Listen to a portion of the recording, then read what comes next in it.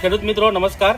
આ ડોસવાડાની અંદર બીજા એક ખેડૂત છે આપણી સાથે કે જેમણે GJ26 ભીંડા બનાવેલા છે. આપણે દરેક ખેતરે રિવ્યૂ લઈએ છીએ. GJ26 કેના બ્રાન્ડના હાઇબ્રિડ ભીંડા છે. શિયાળામાં ચાલતી આ વેરાયટી છે.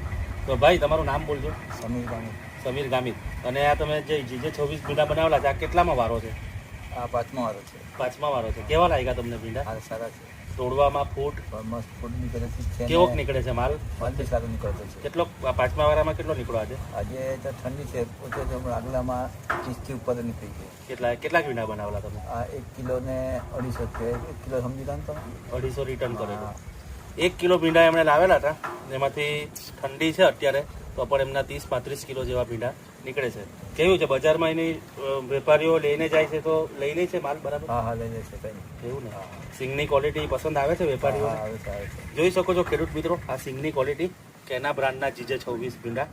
આપ પણ બનાવો કેના બ્રાન્ડના GJ26 ભીંડા અને ઉત્પાદનમાં ડંકો વગાડો.